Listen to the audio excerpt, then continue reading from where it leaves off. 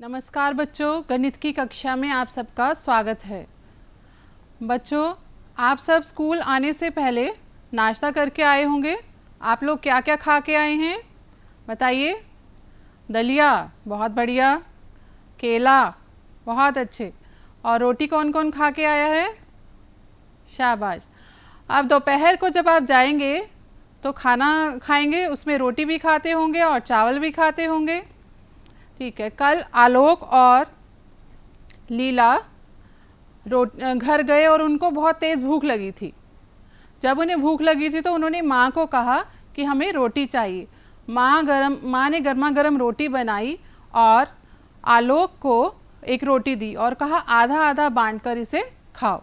तब आलोक ने रोटी को इस प्रकार से बांटा। तब माँ ने एक और रोटी बनाई और एक रोटी और देकर कहा कि एक इसके भी आधे आधे दो हिस्से कर लो। तब दोनों हिस्से लीला ने किए। लीला ने रोटी को इस प्रकार से बांटा। अच्छा बच्चों, ये बताओ, आलोक ने रोटी को सही तरीके से बराबर बराबर बांटा या फिर लीला ने रोटी को आधा आधा सही तरीके से बांटा? बिल्कुल सही। लीला द्वारा बांटी गई जो रोटी थी वो बिल्कुल सही तरीके से आधी आधी बांटी गई थी। लीला ने रोटी को आधा आधा बांटा और आलोक ने एक हिस्सा इसका बड़ा बना दिया और एक हिस्सा छोटा कर दिया। तो बच्चों, आधा आधा बांटने के लिए दोनों हिस्सों का बराबर होना बहुत ज़रूरी है। आज हम गिनतारा के पाठ 6 भिन्न के बारे में जानेंगे। बच्चों, अब हम मेरे पास कागज़ के कुछ टुकड़े हैं। इन टुकड़ों को मैं आधा आधा आपको करके दिखाऊंगी। ये देखो, यदि हमें इस कागज़ के 2 टुकड़े करने हैं, बराबर 2 हिस्से करने हैं, तो इसे हम इस प्रकार से कर सकते हैं। यदि हम इसे फोल्ड करें तो ये इसके 2 हिस्से बन जाएंगे। आपको दिखाई दे रहा है ये दोनों हिस्से। इसको हम एक दूसरे तरीके से भी आधा आधा कर सकते हैं। यदि हम इसे इस प्रकार से लें और इस तरीके से फोल्ड करें तो ये दोनों हिस्से बराबर बराबर हो जाते हैं। ये आपको दिखाई दे रहे हैं, 2 हिस्से बन गए इसके और दोनों हिस्से बराबर बराबर हैं। इसी प्रकार से यदि हम ये पेपर ले रहे हैं, इस कागज़ को ले रहे हैं, इसके 2 हिस्से करने हैं तो हमें इस तरीके से इसको फोल्ड करना होगा। तो ये आधे आधे 2 हिस्से हो जाएंगे। बच्चों, आपको क्या ये दिखाई दे रहा है? क्या यह कागज़ जो है आधा आधा अच्छे तरीके से फोल्ड है? नहीं है, क्योंकि आधा आधा करने के लिए हमें इन दोनों को बराबर, आधा आधा करने का मतलब है दोनों हिस्से एक दूसरे के बराबर ऊपर आने चाहिए। जैसे यहाँ पर हो रहा था, यदि इसको हम फोल्ड कर रहे हैं तो दोनों हिस्से बराबर हैं, एक दूसरे को छुपा लिया है उन्होंने। इसमें भी इसी प्रकार से था कि दोनों हिस्से आपस में एक दूसरे के ऊपर आ रहे थे। यहाँ आप स्लाइड में भी देख सकते हैं, यहाँ कागज़ के 2 हिस्से किए गए हैं। इस प्रकार से ये 2 बराबर हिस्से हैं। ये भी आधा को दिखा रहा है। यदि हम इसे लंबाई के अनुसार मोड़ें तो ये इसके भी 2 बराबर हिस्से दिखाई दे रहे हैं। इस प्रकार से ये रेखा इन्हें 2 बराबर आधे हिस्सों में बांट रही है। यहाँ भी ये रेखा, ये आपको रेखा दिखाई दे रही है, ये इसे 2 बराबर हिस्सों में बांट रही है। परंतु यहाँ इस चित्र में देखो, ये रेखा जो है इसको 2 बराबर भागों में नहीं बांट रही है, क्योंकि अब हमें समझ में आ गया कि आधा आधा का अर्थ है दोनों हिस्से बराबर होने चाहिए। बच्चों, किसी वस्तु को आधा आधा करने के लिए दोनों हिस्सों का बराबर होना बहुत ज़रूरी है। इसी प्रकार से आप त्रिभुज, आयत और वृत्त को भी आधा आधा कर सकते हैं। जैसे ये देखिए, मेरे पास ये आयताकार आकृति है। यदि इस आयताकार आकृति के 2 हिस्से हम करते हैं, इस प्रकार से इसको फोल्ड कर लिया जाए तो इसके 2 हिस्से बराबर बराबर हो जाएंगे। ये दिखाई दे रहा है आपको, ये रेखा दिखा रही है कि ये दोनों हिस्से बराबर हैं। इसी प्रकार से हम त्रिभुज के भी 2 हिस्से बराबर कर सकते हैं। जैसे ये त्रिभुज है, ये आपको त्रिभुज दिखाई दे रही है। यदि इसके 2 बराबर हिस्से करने हैं तो इसको इस तरीके से हम फोल्ड करते हैं कि 2 बराबर हिस्से इसके दिखाई दे जाएंगे, दोनों हिस्से इसके बराबर हैं। इसी तरीके से हम वृत्त लेकर, ये देखो वृत्त है, वृत्त को यदि इस तरीके से फोल्ड किया जाए बीच में से तो इसके 2 बराबर हिस्से हो जाते हैं। आशा है सब बच्चों को की जो आधा बताने की है, ये सबको 2 हिस्से करने समझ में आ गए होंगे।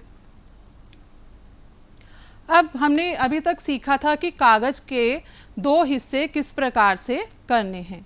अब हम कागज़ के बराबर बराबर 4 भाग करना सीखेंगे। देखो मेरे पास एक यहाँ पर एक कागज़ है, ये आयताकार आपको पेपर दिखाई दे रहा है। मुझे इसके 4 बराबर टुकड़े करने हैं। तो सबसे पहले इसको हम इस प्रकार से फोल्ड करेंगे और मोड़ेंगे और इसको एक बार और मोड़ देंगे। अब जब हमने इसको मोड़ दिया तो अब खोल कर देखो, इसके यहाँ पर आपको 4 हिस्से दिखाई दे रहे हैं बराबर बराबर। यहाँ 4 हिस्से दिखाई दे रहे हैं, 1 2 3 और 4। यहाँ पर आपको कागज़ के 4 बराबर हिस्से दिखाई दे रहे हैं। इसी प्रकार से आप एक और तरीके से भी इसके 4 हिस्से कर सकते हैं। चौड़ाई के तरीके से भी आप इसके हिस्से कर सकते हैं। यदि आप इसको इस तरीके से फोल्ड करें और एक और बार आपने इसको फोल्ड किया और जब हम इसको खोलेंगे तो देखिए इसमें 4 हिस्से आपको दिखाई दे रहे हैं, 1 2 3 और 4। तो 4 बराबर हिस्से हमने कागज़ के कर दिए हैं। बच्चों एक और तरीके से भी आप कागज़ के 4 टुकड़े कर सकते हैं, 4 बराबर हिस्से कर सकते हैं। ये देखो यहाँ पर एक पेपर है मेरे पास। सबसे पहले इसको एक फोल्ड करना है हमें और फिर जब एक और बार मोड़ते हैं इसे तो इसे खोलकर हम देखते हैं तो 4 बराबर हिस्से इसके हो जाते हैं। तो यहाँ पर आपको चारों हिस्से बराबर दिखाई दे रहे हैं। यहाँ पर 1 2 3 4 हिस्से बराबर हैं। यहाँ स्लाइड में भी आपको पता चल रहा है कि कागज़ के टुकड़े को 4 बराबर हिस्सों में बांटने के लिए इसको हम किस प्रकार से कर सकते हैं। ये चारों हिस्से जो है इसके बराबर हैं। यहाँ भी चारों हिस्से आपको बराबर दिखाई दे रहे हैं, 1 2 3 4। यहाँ 5 हिस्से इन्होंने कर दिए हैं। यहाँ पर देखिए 1 2 3 4 हिस्से। यहाँ आपने 4 हिस्से करना सीख लिया। अब किसी वस्तु के 4 बराबर हिस्से करने पर इसके एक हिस्से को हम लिखते हैं 1/4 और इसको पढ़ते हैं हम 1/4 या फिर 1/4 भी हम कह सकते हैं। हाँ, इसी प्रकार से आप वृत्त आपको पता है, वृत्त के 4 बराबर हिस्से कर सकते हैं। ये देखिए मेरे पास एक वृत्त है और यहाँ पर दिखाया गया है आपको एक वृत्त के 4 बराबर हिस्से हैं। यहाँ पर आपको एक वृत्त दिखाया गया है, इसके 4 बराबर हिस्से हैं और 3 भाग इसके रंगे हुए हैं। इस वृत्त के 3 भाग रंगे हुए हैं। यदि हमें बताना है कि कितना भाग रंगा हुआ है इसका, तो ये हो जाएगा आपका 3/4, क्योंकि कुल भाग हमारे पास इसमें 4 हैं, 1 2 3 4। कुल भाग 4 हैं और रंगे हुए भाग इसमें 3 हैं, तो ये हो गया 3/4। इसको आप 3/4 भी कह सकते हैं और 3/4 भी कह सकते हैं। यहाँ इस चित्र में इस वृत्त के 8 हिस्से किए गए हैं। 8 बराबर हिस्से हैं। यहाँ पर देखो मेरे पास भी एक वृत्त है और इसके 8 बराबर हिस्से किए गए हैं। यहाँ 3 हिस्से रंगे हुए हैं इसके। यदि 3 रंगे हुए हिस्सों को हम देखें और कहें कि इसको भिन्न के रूप में लिखो, तो रंगे हुए हिस्सों की भिन्न हो जाएगी 3/8। तो ये 3/8 इसको हम लिखेंगे और पढ़ेंगे 3/8। आशा है सब बच्चों को अच्छे तरीके से यहाँ पर समझ में आ गया। अब यहाँ पर हम देखते हैं कि कुछ आपको चित्र दिखाई दे रहे हैं और बताना है कि कौन कौन से हिस्से रंगे हुए हैं। यहाँ 1 2 3 4 5 6 7 8, यहाँ पर कुल 8 आपको भाग दिखाई दे रहे हैं, जिसमें से एक भाग रंगा हुआ है। तो इसको आप लिख सकते हैं 1/8।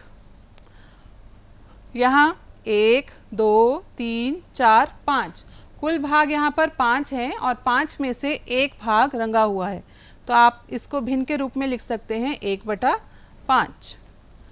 और इस चित्र में यहाँ पर 1 2 3 4 5 6 7 और 8, इस वृत्त के 8 भाग थे और 8 में से 3 भाग रंगे हुए हैं। तो आपको बताना है कि इसको भिन्न के रूप में हम किस प्रकार लिखें। तो यहाँ आ जाएगा आपका 3/8। यहाँ पर आपको एक त्रिभुज दिखाई गई है। त्रिभुज के 4 हिस्से किए गए हैं, 1 2 3 4, और एक हिस्सा इसमें रंगा हुआ दिखाई दे रहा है। आप इसको लिख सकते हो रंगे हुए हिस्से को 1/4। अब समझ में आ गया सबको। यहाँ पर आपके पास एक ही हिस्सा रंगा हुआ था तो 1/8 आ गया, इसमें 1/5, यहाँ 3/8 और 1/4। ये सारी जो संख्याएं हैं ये भिन्न भिन्न संख्याएं हैं। अब हम जानेंगे कि भिन्न क्या है। भिन्न को हम फ्रैक्शन भी कहते हैं। भिन्न एक ऐसी संख्या है जो किसी पूरी वस्तु या समूह के बराबर बराबर हिस्सों में बांटने पर उसके किसी एक भाग को दिखाती है। भिन्न एक ऐसी संख्या है जो एक पूरी वस्तु या समूह को बराबर बराबर हिस्सों में बांटने पर उसके किसी भाग को दिखाती है। बच्चों, भिन्न को हम लिखते हैं जैसे 1/2 या 5/6 इस तरीके से लिखते हैं। तो ये बीच में जो लाइन आती है, ये वाली रेखा होती है, इसको बटा की रेखा या फिर विभाजक रेखा कहते हैं। भिन्न को बटा के रूप में पढ़ते हैं। जैसे यहाँ पर है 1/2, इसको हम पढ़ेंगे 1/2। बीच में ये खींची हुई रेखा बटा की रेखा या विभाजक रेखा कहलाती है। और विभाजक रेखा के ऊपर जो अंक है, विभाजक रेखा के ऊपर के भाग को या अंक को हम अंश कहते हैं और नीचे के भाग को हर कहते हैं। अंश को आप न्यूमरेटर भी बोल सकते हैं और हर को डिनोमिनेटर कहते हैं। तो फ्रैक्शन, भिन्न को हम फ्रैक्शन कहते हैं। फ्रैक्शन बराबर न्यूमरेटर अपॉन डिनोमिनेटर, या भिन्न बराबर अंश बटा हर। यहाँ पर आपको ध्यान देना है कि अंश कुछ टुकड़ों को बताता है जबकि हर कुल टुकड़ों को बताता है। किसी भी वस्तु के यदि हम कुछ टुकड़े कर रहे हैं, अंश बताएगा कुछ बराबर टुकड़ों को और हर बताता है कुल बराबर टुकड़ों की संख्या। यहाँ पर आप एक उदाहरण देख सकते हैं, 1/2, 2/3 और 4/9। इन सभी भिन्नों में विभाजक रेखा के ऊपर की संख्या जैसे 1, 2 और 4 ये अंश हैं, और इनके नीचे विभाजक रेखा आपको पता चल गया, ये विभाजक रेखा है जो अंश और हर को अलग करती है। जो नीचे की रेखा, नीचे के अंक हैं ये 2, 3, 9, ये हर हैं। भिन्न को हम 2 तरीके से समझ सकते हैं। भिन्न को समझने के लिए 2 तरीके हैं। एक तो है कि किसी चीज़ को समान भागों में बांटना और दूसरा है समूह का एक भाग। जब हम किसी एक वस्तु के 2 भाग करते हैं, किसी एक वस्तु के हिस्से करते हैं और उसको बताते हैं, तो वो होता है भिन्न को एक चीज़ को समान रूप में बांटना। और दूसरा होता है जब बहुत सारी हमारे पास वस्तुएं हैं, उसी का कुछ अंश आपने इधर अलग से रख दिया, तो वो होता है समूह का एक भाग। जैसे यहाँ पर मेरे पास देखो एक सेब है, यहाँ पर सेब दिखाई दे रहा है, सेब है। तो सेब के यदि हम 2 बराबर हिस्से करते हैं तो ये हो जाता है 1/2। दोनों हिस्से इसके 1/2 को बताएंगे। इसी प्रकार से यदि मेरे पास 5 रंगीन पेन हैं, यहाँ पर मेरे पास 5 रंगीन पेन है, इसमें से यदि 2 पेन मैं किसी को दे दूँ तो ये बताएगा हमें कि ये संख्या जो है 2 पेनों की भिन्न का एक भाग दिखाता है, समूह का एक भाग है ये। और सेब जैसे यहाँ पर है, ये एक वस्तु के 2 भाग किए गए हैं, तो ये भिन्न को किसी चीज़ को समान भागों में बांटना बताता है। जैसे यहाँ सेब के आपको दिखाई दे रहे हैं, 2 हिस्से किए गए हैं और यहाँ पर पेनों में से अलग अलग किए गए हैं। यहाँ 2 पेन हैं और यहाँ 3 पेन हैं। तो ये यदि सेब के 2 बराबर भाग किए जाएं और एक भाग किसी को दिया जाए तो प्राप्त भिन्न किसी चीज़ को समान भागों में बांटना दर्शाती है। और इसी प्रकार से यदि 5 रंगीन पेनों में से हम 2 पेन किसी को दे देते हैं तो प्राप्त भिन्न समूह का एक भाग दर्शाती है। समूह का मतलब कलेक्शन हो गया। कलेक्शन में से यदि हम किसी को कुछ पार्ट दे रहे हैं, भाग दे रहे हैं, तो वो उसके अनुसार होगा। और यदि एक वस्तु के हम कुछ टुकड़े करके किसी को दे रहे हैं तो वो होगा किसी चीज़ को समान भागों में बांटना। अब एक प्रश्न देखते हैं हम। यहाँ पर आपको एक प्रश्न दिखाई दे रहा है, रमन के पास एक पिज़्ज़ा है और उसके 4 भाग किए गए हैं। यहाँ पर आपको दिखाई दे रहे हैं इसके 4 भाग किए गए हैं और रमन ने 1 भाग खा लिया, तो बताओ कि उसने पिज़्ज़ा का कितना भाग खा लिया। बच्चों यहाँ पर आपको पिज़्ज़ा के 4 हिस्से दिखाई दे रहे हैं और रमन ने उसमें से खाया है 1 हिस्सा, अतः रमन द्वारा खाया गया हिस्सा हो गया 1/4। अब ये जो एग्जाम्पल है यह है आपका उदाहरण अंश को कुछ बराबर टुकड़ों के बारे में बता रहा है। अंश कुछ बराबर टुकड़ों के बारे में बता रहा है और हल जो है हर कुल टुकड़ों के बारे में बता रहा है। ये अंश है, ये आपको बता रहा है कुछ टुकड़ों के बारे में और हर बता रहा है कुल टुकड़ों के बारे में। अब यहाँ पर देखो, मयंक के पास 10 टॉफ़ियाँ हैं, उसने अपने दोस्त पवन को 3 टॉफ़ियाँ दे दी। अब बताना है आपको कि मयंक ने टॉफ़ियों का कौन सा भाग पवन को दिया। ये टॉफ़ियाँ आपको दिखाई दे रही हैं।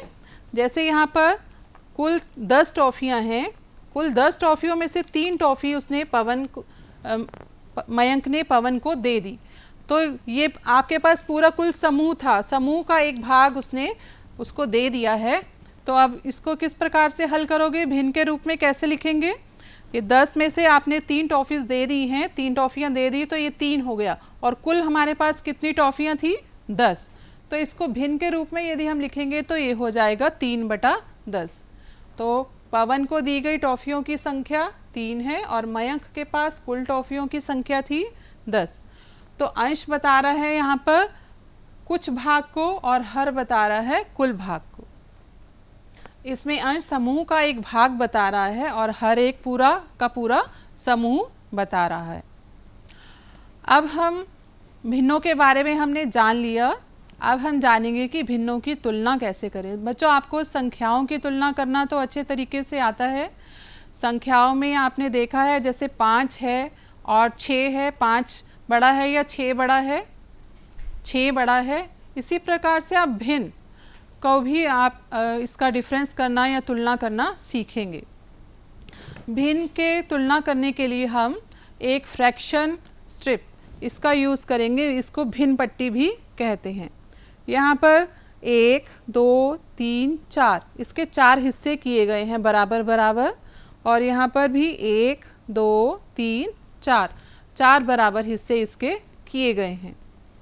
ये जो यहाँ पर 1, 2, 3 रंगे हुए हिस्से हैं ये बताते हैं 3/4 भिन्न को और यहाँ पर एक रंगा हुआ हिस्सा है यह बता रहा है 1/4 भिन्न को। अब हम जानते हैं कि 3 बड़ा होता है 1 से, इसलिए 3/4 भी बड़ा है 1/4 से। आशा है सब बच्चों को अच्छे तरीके से यहाँ समझ में आ गया। जैसे 3/4 है, यहाँ पर आपको स्लाइड में भी दिखाई दे रहा है, 3 इसके 4 बराबर हिस्से किए गए हैं और यहाँ पर इसके भी 4 हिस्से किए गए हैं। जब आपके यहाँ पर बराबर बराबर हिस्से हैं, ये आपके बराबर हिस्से बता रहे हैं हर को। तो हम जानते हैं 3 बड़ा है 1 से, इसलिए 3/4 बड़ा है 1/4 से। 3/4 इज़ ग्रेटर देन 1/4 हो जाएगा। भिन्नों की तुलना करना सब बच्चों को समझ में आ गया। तो इसमें आपने यही ध्यान रखना है, यदि हर समान है तो जो अंश बड़ा होगा तो वो भिन्न बड़ी होगी और यदि अंश छोटा है तो वह भिन्न छोटी हो जाएगी। अब भिन्नों को आरोही और अवरोही क्रम में लिखना हम सीखेंगे। बच्चों यहाँ देखो, यहाँ आपको भिन्न पट्टियाँ दिखाई दे रही हैं। यहाँ पर पहली भिन्न पट्टी में 5 हिस्से किए गए हैं, यहाँ भी 5 हिस्से हैं, इन सभी में 5 हिस्से किए गए हैं। परंतु यहाँ पहले वाले में यहाँ एक रंगा हुआ भाग है तो इसको हम लिख सकते हैं 1/5। यहाँ 2 रंगे हुए भाग हैं, इसको लिख सकते हैं हम 2/5। यहाँ 3 रंगे हुए भाग हैं, इसको लिख सकते हैं हम 3/5 और यहाँ 4 रंगे हुए भाग हैं, इसको लिख सकते हैं हम 4/5। यहाँ रंगी गई सबसे बड़ी भिन्न कौन सी है? अब आप संख्याओं के हिसाब से भी बता सकते हैं। सबसे बड़ी संख्या 1, 2, 3, 4 में से कौन सी होगी? 4 होगी। बिल्कुल सही। तो इसलिए 4/5 जो भिन्न है वो सबसे बड़ी भिन्न होगी और सबसे छोटी भिन्न 1/5 है। अब हमने इसे आरोही क्रम में लिखना है। आरोही क्रम का मतलब है हमें बढ़ते जाना है, असेंडिंग ऑर्डर में हमने करना है। असेंडिंग ऑर्डर में या आरोही क्रम में सबसे पहले आप सबसे छोटी संख्या लिखोगे, फिर उसके बाद उससे बड़ी और उसके बाद उससे बड़ी संख्या लिखोगे। तो भिन्नों में भी यही होगा। यहाँ सबसे छोटी भिन्न है 1/5, फिर 2/5, 3/5 और 4/5। तो इसको हम लिख सकते हैं 1/5 छोटा है 2/5 से, 2/5 छोटा है 3/5 से और 3/5 छोटा है 4/5 से। अब इसी प्रकार से अवरोही क्रम में जब हम लिखेंगे, अवरोही का मतलब है डिसेंडिंग ऑर्डर। अवरोही क्रम में हम लिखते हैं तो सबसे पहले बड़ी संख्या आएगी, फिर उससे छोटी और फिर उससे छोटी। इसी प्रकार से भिन्नों में भी यही क्रम रहेगा। तो सबसे बड़ी भिन्न यहाँ पर थी हमारे पास 4/5 और 4/5 बड़ा है 3/5 से, 3/5 बड़ा है 2/5 से और 2/5 बड़ा है 1/5 से। इसी प्रकार से हम एक और उदाहरण भी देख सकते हैं। एक और उदाहरण लेते हैं। इसे आरोही क्रम में लगाना है हमें। कुछ भिन्नें दी हुई हैं 2/8, 5/8, 7/8 और 3/8। आरोही क्रम के लिए हमें बताया था मैंने आपको कि सबसे पहले सबसे छोटी आपको भिन्न लिखनी है। तो इसमें सबसे छोटी भिन्न कौन सी है? 2/8। बिल्कुल सही।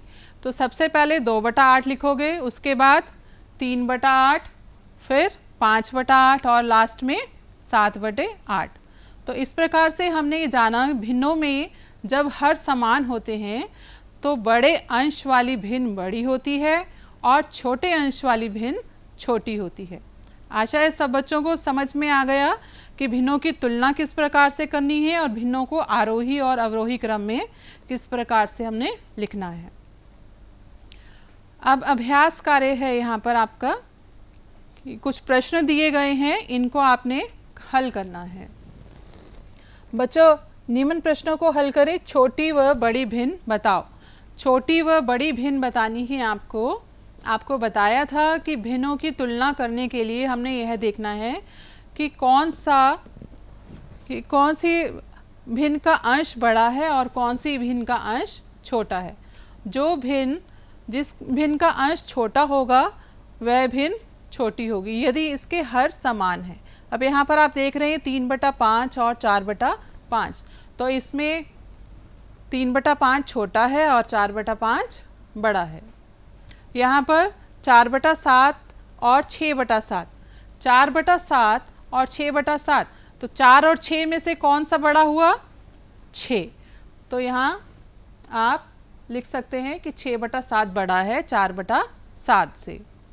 इसी प्रकार से 11/15 और 8/15। 11 और 8 में कौन सा अंक बड़ा है? 11। तो 11/15 बड़ा है 8/15 से। और यहाँ 12/17 और 8/17 में 12 बड़ा है 8 से, इसलिए 12/17 बड़ा है 8/17 से। अब यहाँ पर दूसरा प्रश्न देखो। चित्र देखकर रंगे हुए भाग को भिन्न के रूप में लिखो। यहाँ पर 1, 2, 3, 4 आपको भाग दिखाई दे रहे हैं और एक रंगा हुआ भाग है। तो इसको आप लिख सकते हो 1/4। यहाँ पर आ जाएगा 1/4। इसी प्रकार से यहाँ कुल भाग देखो 1, 2, 3, 4, 5, 6 भाग हैं और एक भाग इसका रंगा हुआ है। तो आप इसको लिख सकते हो 1/6। यहाँ इस वृत्त में 1, 2, 3, 4, 5, 6, 7, 8 भाग किए गए हैं और इसके 2 भाग रंगे हुए हैं। तो आप इसको लिखोगे 2/8। त्रिभुज में आपके पास यहाँ 2 भाग किए गए हैं यहाँ और एक भाग रंगा हुआ है। तो आपने इसको लिखना है 1/2। अब यहाँ है दी गई भिन्नों में अंश व हर लिखो। यहाँ पर आपको कुछ भिन्नें दी गई हैं और बताना है अंश और हर क्या होता है, कौन कौन से हैं। आपको पता है कि विभाजक रेखा से ऊपर का जो अंक है वो अंश कहलाता है और विभाजक रेखा के नीचे का अंक हर कहलाता है। तो यहाँ पर विभाजक रेखा यहाँ दी हुई है, इसके ऊपर का अंक 3 है, तो ये अंश हो गया हमारा 3 और हर हो जाएगा 7।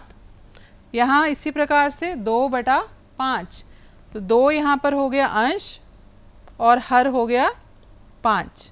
यहाँ पर आप सामने लिख सकते हैं कि ये अंश है और ये हर है। बच्चों, अब हम देखते हैं कि हमने अब तक कितना सीखा है। सबसे पहले हमने जाना कि भिन्न एक ऐसी संख्या है जो एक पूरी वस्तु या समूह को बराबर हिस्सों में बांटने पर उसके किसी एक भाग को दिखाती है। जैसे आपको बताया गया था, बराबर उसके हिस्से किए थे हमने सेब के, एक वस्तु थी वो और उसके बराबर हिस्से हमने किए थे। इसी प्रकार से आपको पिज़्ज़ा का एग्जाम्पल दिया था, उसमें भी पिज़्ज़ा एक वस्तु है और उसके 4 बराबर टुकड़े किए गए थे। और एक समूह के रूप में यदि हम लें, टॉफ़ी का आपको उदाहरण दिया गया था, और टॉफ़ियों में क्या है कि बहुत सारी टॉफ़ियाँ हैं, उसके कुछ आपने 2 या 3 टॉफ़ी किसी को दे दी तो वो आपको दिखा रहा है समूह में से बराबर हिस्से किए गए हैं। फिर हमने सीखा कि भिन्न में विभाजक रेखा के ऊपर के अंक को अंश कहते हैं और नीचे के अंक को हर कहते हैं। विभाजक रेखा आपको पता है, उसको हम बटा की रेखा भी कह सकते हैं। इसके बाद हमने जाना कि समान हर वाली भिन्नों में बड़े अंश वाली भिन्न बड़ी होती है और छोटे अंश वाली भिन्न छोटी होती है। यदि हमारे पास हर समान है तो हमने यह जाना कि बड़े अंश वाली भिन्न बड़ी होगी और छोटे अंश वाली भिन्न छोटी होगी। इसी प्रकार से हमने आधा, 1/4, 3/4 हिस्सों की भी पहचान की। हाँ, अब आप सब बच्चे घर से करके आएंगे गिनतारा पुस्तक के कार्य पुस्तिका के पृष्ठ संख्या 65 और 66 को हल करके आएंगे। यहाँ हम देख लेते हैं कि 65 और 66 पेज पर क्या दिया गया है। यहाँ पर आपने भिन्न को यहाँ मिलाना है, यहाँ आधा भाग है और यहाँ पर देखो इसमें आधा भाग कहाँ किया गया है। यहाँ 3/4 भाग है या फिर पौन भाग भी इसको हम बोलते हैं, तो 3/4 का यहाँ पर इसके साथ ये मैच हो सकता है। इसी प्रकार से 1/4 भाग, 1/4 का मतलब होता है 1/4, तो यहाँ पर आपको दिखाई दे रहा है 1/4। जैसे यहाँ पर इसके 4 हिस्से हैं और एक भाग रंगा हुआ है, तो यह 1/4 को दर्शाता है। 1/6वां भाग, 1/6वां भाग का मतलब हो गया किसी चीज़ के यदि आपने 6 हिस्से किए हैं और उसको 1/6 के रूप में दिखाओ। जैसे यहाँ पर एक वृत्त है, वृत्त के 6 हिस्से यहाँ किए गए हैं और आपको इसमें एक दिखाना है, एक रंगा हुआ हिस्सा है तो ये 1/6 को दिखा रहा है।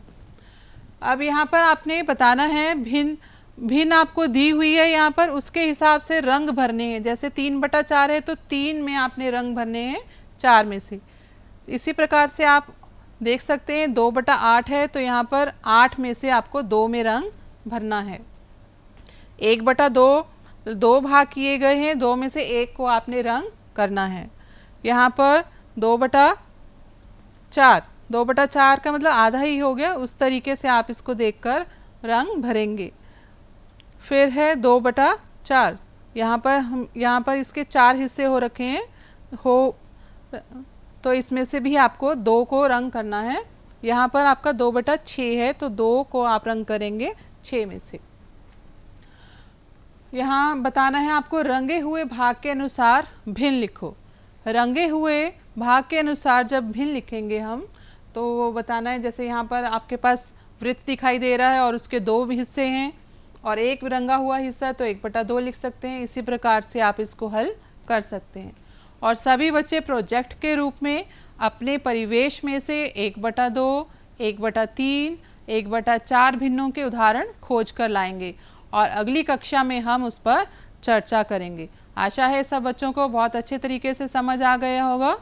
धन्यवाद और खुश रहें आप घर पे और काम अपना करते रहें। Thank you.